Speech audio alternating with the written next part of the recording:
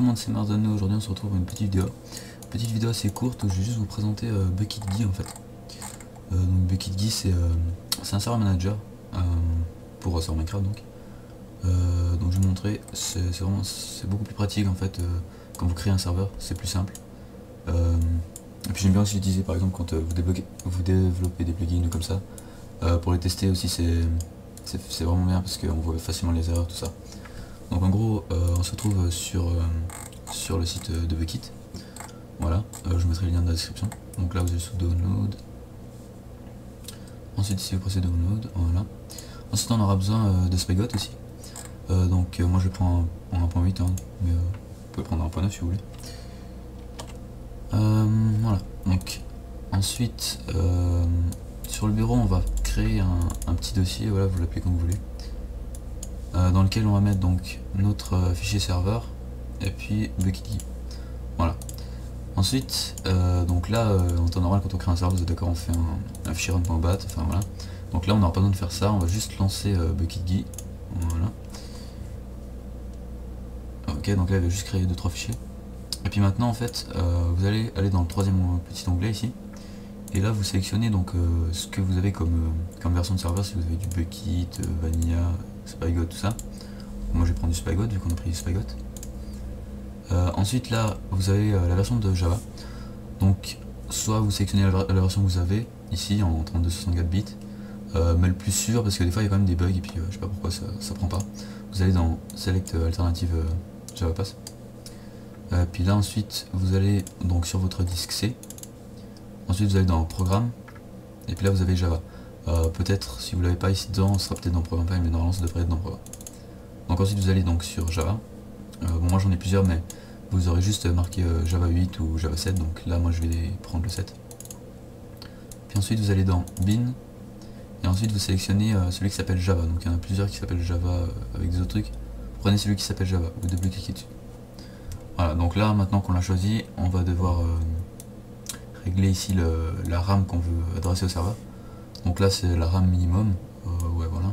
Et puis là c'est la RAM maximum. Donc moi en l'occurrence j'ai 16 Go de RAM sur mon ordinateur, donc je peux aller jusqu'à 16 Go de RAM, mais ça sert absolument à rien. Je vais la mettre aux alentours de 2 Go de RAM, ça suffit largement.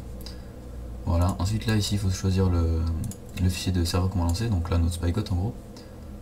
Donc on se rend ici sur le petit dossier qu'on a fait avant et on sélectionne ici notre Spygot.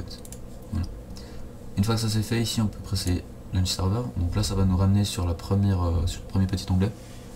Puis là comme d'hab on va avoir une console. Donc là ça met que le serveur s'est stoppé parce qu'il faut accepter le ULA hein, comme d'hab. Donc là vous mettez ça en true. Voilà, on sauvegarde, on ferme. Puis là ici vous pouvez presser Start. Là comme vous pouvez voir c'est pas mal parce qu'il y a plusieurs petits boutons là pour stopper le serveur. Il y a le reload ici. Il y a aussi le restart. Donc le restart ça ferme complètement le serveur et ça le relance. Contrairement au reload qui fait juste un petit reload. Voilà.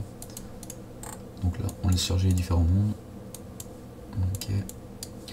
Voilà, donc là en gros il y a notre serveur qui s'est créé hein, comme d'habitude. Ensuite ici on peut voir les players qui sont en ligne. Puis là ici on a quelques informations aussi sur ce que le logiciel il utilise, mémoire RAM et CPU et tout. Enfin bref voilà, vous pouvez voir ce qu'il utilisait. Hein. Ensuite dans le deuxième petit onglet ici on a les gens qui sont connectés, donc leur nom, leur IP, leur location, enfin bref tous les trucs là-dessus sont OP, whitelist, voilà. Là on a le petit onglet où on était avant. Ensuite là ici on a les erreurs qui vont venir s'afficher ou les warnings. Ça j'ai pas trop encore regardé ce que c'est, je sais pas exactement. Là on a un petit onglet aussi plugin où bon, il vous propose des plugins où là vous pouvez voir un peu, il y a différents trucs, hein, il y a genre admin tools, là, enfin, plusieurs trucs comme ça. Par exemple là on peut voir qu'il y a Word Edit, si vous double-cliquez dessus, ça vous ouvre un petit onglet, vous avez les versions, si vous allez sur la dernière version ici vous pouvez installer. Donc voilà, ça vous permet de mettre des plugins comme ça, mais bon après vous pouvez toujours les mettre normalement hein, comme vous le faites d'habitude. Ensuite ici, excusez-moi, là on a un autre petit truc, donc là en gros c'est le serveur properties, hein, c'est ça. Donc vous pouvez faire tous les réglages depuis là, vous avez la whitelist, les OP, les gens bannis, que vous pouvez mettre votre pseudo, puis ensuite mettre add, tout ça, ça vous mettra OP. Là vous avez les backups du serveur que vous pouvez faire. Là aussi on a un petit onglet qui est pas mal. Donc ça va... Ouais, il y a plusieurs informations. Bon là c'est des informations sur le programme. Hein. Là c'est pas mal aussi, vous avez des informations sur votre ordinateur, donc vous avez votre IP local, votre IP externe, bon, moi j'ai masqué. Hein. Donc ça c'est votre IP externe, donc c'est celle qu'on avait dû donner, enfin que vous devez donner à vos potes quand ils doivent se connecter, enfin voilà. Sinon il y a quoi? Là ici vous avez un truc pas mal aussi, donc ça ce sera le texte qui va venir dans la console ici. Genre là vous voyez c'est tout venu en bleu, il y a eu un warning je crois au début en orange, en jaune. Enfin voilà, donc là ici on va se connecter en local. Voilà, donc là je suis connecté en local. Alors là on peut voir que ça a mis mon skin qui est apparu là, enfin ma tête avec mon pseudo. Et si on va dans le player ici, donc on peut voir que je suis connecté. Bon l'IP c'est normal, c'est l'IP local ça. Location, bah, c'est marqué localhost, enfin voilà. Donc je ne suis pas OP, je suis pas dans la waitlist. Enfin voilà quoi, donc tout ça fonctionne. Ok, ensuite qu'est-ce qu'il y a? Ah oui, quand je suis arrivé sur ça on peut voir que ça a mis un truc en vert, donc comme quoi j'avais rejoint. Donc ça on peut changer la couleur ici, tu voyez là les player event, tout ça. Quand vous avez des bugs aussi ça vous met en rouge. Donc ça c'est un truc que j'aime bien utiliser d'ailleurs.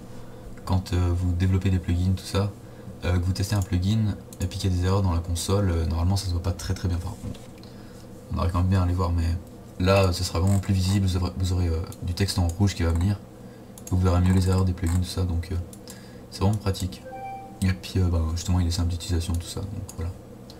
Donc là on peut stopper le serveur. Voilà. Après ça vous pouvez le fermer, et donc à chaque fois que vous voulez lancer votre serveur, ben, vous allez là-dessus. Et puis vous avez juste à faire start. Et puis là ça va vous lancer le serveur. Voilà. Donc c'était juste pour vous montrer ça, hein. Un petit truc assez sympa que je voulais vous présenter. Donc voilà, sinon c'est tout. Ben voilà, il n'y a plus rien de plus à dire je crois. Alors à bientôt pour une prochaine vidéo. Bye.